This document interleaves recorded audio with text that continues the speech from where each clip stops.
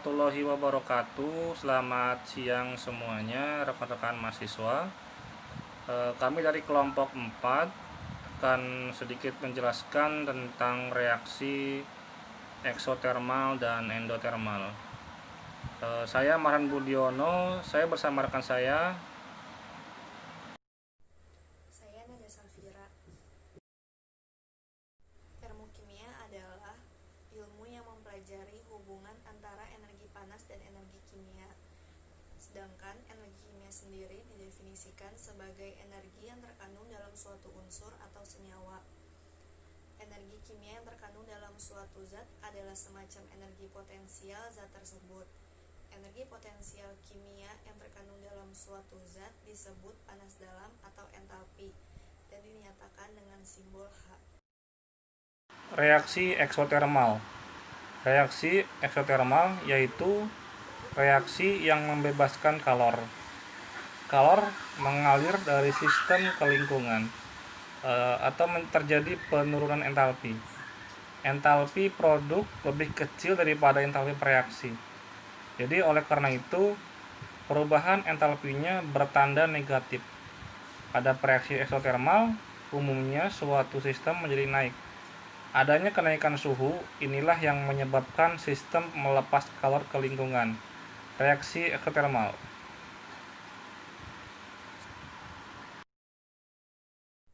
Reaksi endoterm yaitu reaksi yang memerlukan kalor. Kalor mengalir dari lingkungan ke sistem. Entalpi produknya lebih besar daripada entalpi reaksi. Oleh karena itu, perubahan entalpinya bertanda positif. Pada reaksi endoterm, umumnya terjadi penurunan suhu di sistem. Adanya penurunan suhu inilah yang menyebabkan sistem menyerap kalor dari lingkungan. Di sini ada metodologi percobaan.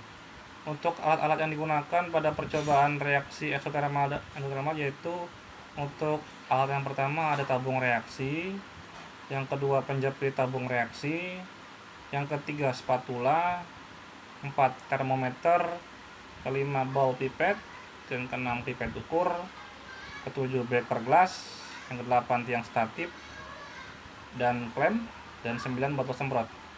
Untuk bahan yang digunakan di sini ada CH3COOH 0,1 molar, yang kedua NH4Cl 0,1 molar, dan yang ketiga NaCl 0,1 molaritas, yang keempat NaOH, yang kedua CONH2 2 kali, dan terakhir Aquades. Percobaan pertama yaitu reaksi antara HCl dan NaOH. Pertama, masukkan HCl 0,1 m sebanyak 1 ml ke dalam tabung reaksi. Kemudian, ukur suhunya menggunakan termometer. Catat suhu awalnya sebagai T0. Kemudian, tambahkan 1 pelet NaOH ke dalam tabung reaksi yang berisi HCl, homogenkan. Kemudian, ukur suhu akhirnya menggunakan termometer. Catat suhu akhirnya sebagai T1. Di sini ada prosedur kerja reaksi antara NaOH plus NH4Cl. Untuk prosedur yang pertama, masukkan 1 ml NaOH 0,1 m ke dalam tabung reaksi. Kemudian ukur suhu awal menggunakan termometer. Kemudian catat suhu awal derajat. Kemudian masukkan seujung sendok NH4Cl ke dalam tabung reaksi yang sudah berisi NaOH. Kemudian ukur suhu kembali. Kemudian ukur suhu akhir menggunakan termometer. Kemudian catat suhu airnya. Percobaan ketiga yaitu reaksi antara CH3COOH dengan NaOH.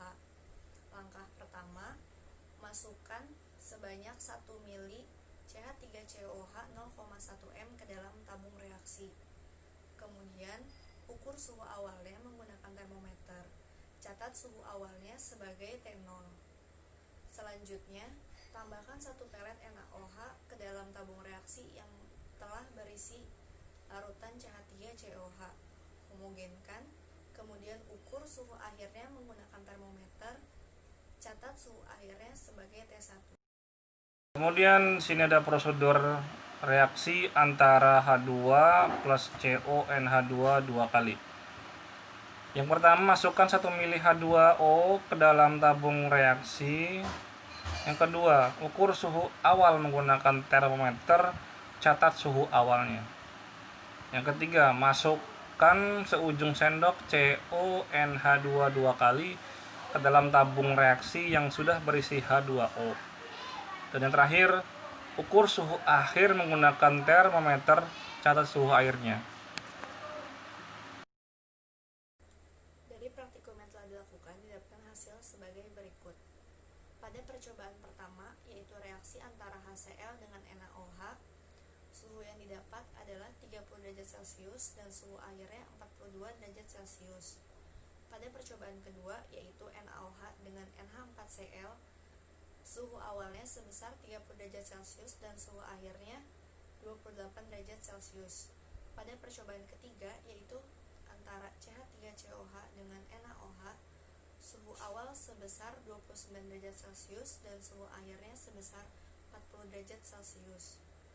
Pada percobaan terakhir, yaitu reaksi antara H2O dan CONH2 dua kali, suhu awalnya sebesar 29 derajat Celcius dan suhu akhirnya sebesar 27 derajat Celcius. Kemudian di sini ada data pengamatan reaksi HCl plus NaOH.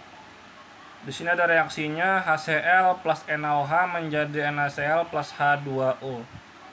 Jadi pada praktikum kali ini dilakukan percobaan menentukan reaksi eksotermal dan endotermal. Pada percobaan pertama, mereaksikan HCl dengan NaOH.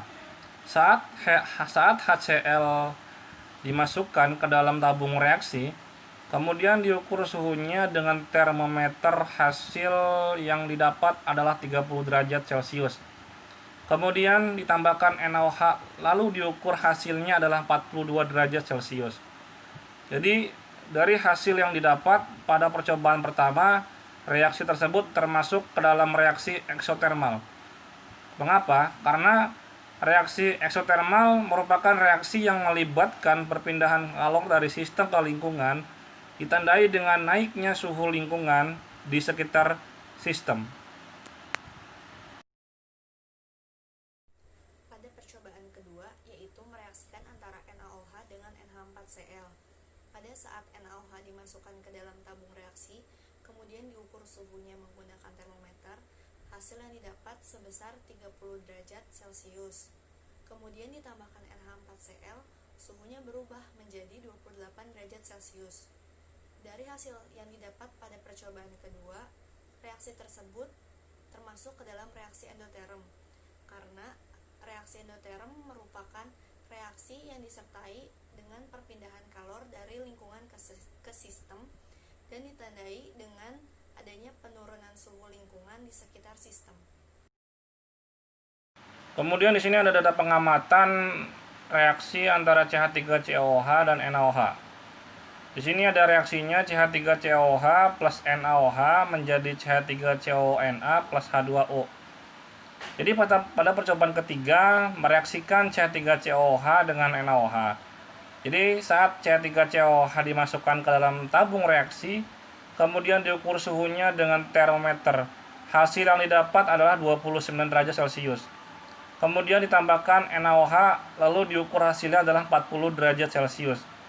Jadi hasil yang didapat pada percobaan ketiga, reaksi tersebut termasuk dalam reaksi eksotermal. Karena reaksi eksotermal merupakan reaksi yang melibatkan perpindahan kalor dari sistem ke lingkungan, ditandai dengan naiknya suhu lingkungannya di sekitar sistem. Pada percobaan terakhir, yaitu percobaan keempat, mereaksikan antara H2O dengan CONH2 dua kali. Pada saat H2O dimasukkan ke dalam tabung reaksi, kemudian diukur suhunya menggunakan termometer, hasil yang dapat sebesar 29 derajat Celcius. Kemudian ditambahkan CONH2 dua kali, suhunya berubah menjadi 27 derajat Celcius. Dari hasil yang didapat, reaksi tersebut termasuk reaksi endoterm, karena reaksi endoterm adalah reaksi yang disertai dengan perpindahan kalor dari lingkungan ke sistem, dan ditandai dengan penurunan suhu lingkungan di sekitar sistem. Jadi pada kesimpulan presentasi kali ini, reaksi eksotermal merupakan reaksi yang melibatkan perpindahan kalor dari sistem ke lingkungan, ditandai dengan naiknya suhu lingkungan di sekitar sistem. Dan untuk reaksi endotermal merupakan reaksi yang disertai dengan perpindahan kalor lingkungan ke sistem atau kalor diserap oleh sistem dan lingkungannya, dan ditandai dengan adanya penurunan suhu lingkungan di sekitar sistem. Demikian yang dapat kami sampaikan. Kurang dan lebihnya kami mohon maaf. Saya Nada Safira dan rekan Saya Marhan Budiono, kurang lebihnya mohon maaf. Assalamualaikum warahmatullahi wabarakatuh.